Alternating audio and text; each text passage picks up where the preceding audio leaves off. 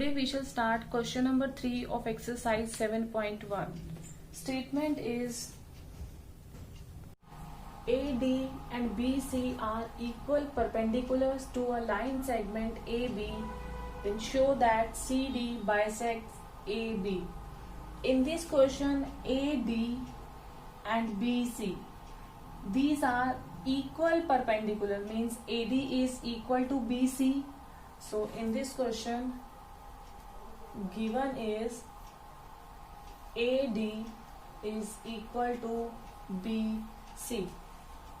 AD and BC are equal perpendiculars to a line segment AB, means AD is perpendicular and BC, these two are perpendiculars on line segment AB, means angle A is equal to 90 degree and angle B is also 90 degree.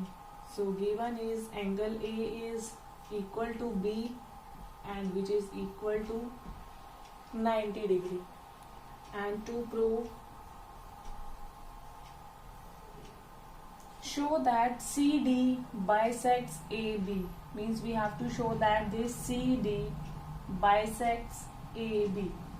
If line segment is given, suppose this line segment is CD, and when we will draw the bisector of this line segment, it means this bisector divides CD into two equal parts, means these two parts are equal.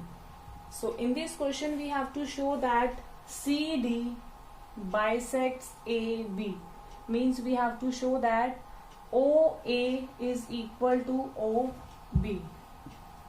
OA is equal to OB. So now its proof is, now in this triangle, in triangle OAD, in triangle OAD and triangle OBC,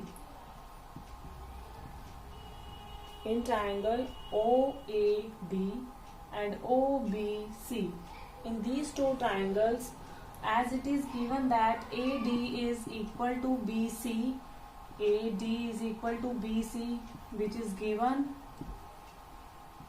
and angle A is equal to angle B. A is equal to B because AD and BC are equal perpendiculars, means they are equal and they are perpendicular. So angle A is equal to angle B, each 90 degree. And third is, as these angle as AB and CD. Now if AB and CD, these two lines intersect at point O, it means these two angles are vertically opposite angles and they are equal. So it means AB and CD intersect at point O, so it means these two angles are vertically opposite angles and they are equal. Now suppose this angle is 1 and this angle is 2. So we can say that angle 1 is equal to angle 2 and they are vertically opposite angles.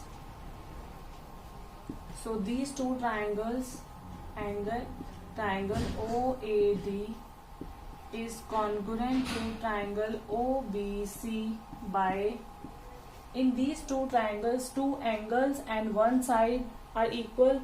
So we can say that these two triangles are congruent by AAS congruence rule.